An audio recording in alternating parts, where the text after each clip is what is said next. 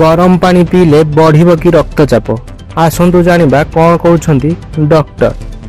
आगकू शीत ऋतु आसुथिबारु ठंडा पागरे अधिकांश लोक सुस्थ रहिबा पई उषुम पानी पीबाकू भल पाती।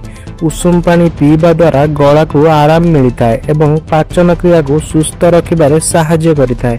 तेबे अनेक लोक विश्वास करती जे उषुम पानी पीबा द्वारा रक्तचाप वृद्धि पाई थाए, जहाँकि उच्च रक्तचाप थिबा व्यक्तिंक पई क्षतिकारक होई पारे। तेबे चलंतु जानिबा उषुम पानी पीबा विपदजनक कि। नुआ दिल्ली डाक्तर सोनिया राउतंक मतरे परिवर्तित पानीपागरे हालुका उषुम पानी पीबा द्वारा गला को आराम मिलता है। साधारणतः शीत दिने लोक माने ठंडा पानी परिवर्ते उषुम पानी पीबा को पसंद करिथांती।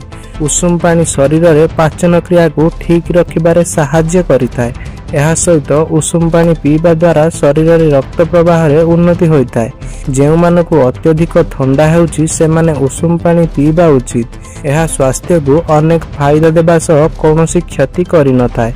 डाक्टर सोनिया राउत कहिसंती जे उषुम पानी पीबा द्वारा रक्तचाप रे कौनसी परिवर्तन होई नथाय। यह सहित उच्च रक्तचाप थिबा व्यक्ति मध्य गरम पानी पी परिबे। यह द्वारा सेमानकर कौनसी क्षति हेबो नाही। एठारे कहिसंती जे रक्तचाप रोगी माने प्रत्येक ऋतु रे प्रतिदिन पर्याप्त परिमाण रे पानी पीबा उचित। शरीर जलीय अंश भल रहिले यह रक्तचाप को नियंत्रण करिबारे सहाय्य करिवो। लोक माने निज आराम अनुसार उषुम किंबा सादा पानी पी परिबे। उच्च रक्तचाप लोक माने भल खाद्य खाइबा, पर्याप्त सोइबा एवं डाक्तरंक परामर्श अनुसार औषध सेवन करिबा जरूरी अटे। गवेषणारू जना पड़िछि जे प्रतिदिन उषुम पानी पीबा द्वारा गैस एवं बदहजम समस्या दूर होइताय। उषुम पानी पीबा द्वारा रक्त प्रवाह रे उन्नति आसीथाय, जहाँकि हार्ट पई लाभदायक होइताय। शीत ऋतु रे उषुम पानी आम मांसपेशी को आराम देइथाय एवं मानसिक चाप ह्रास करिबारे सहाय्य करिथाय।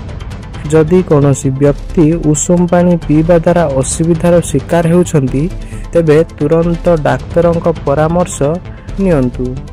जदि आपण मानकु एही इन्फॉर्मेशन टी भल लागिता ताहले एही चैनल को लाइक एंड सब्सक्राइब करी ए वीडियो टी को आपणक संग मानक सहित शेयर करि दियंतु।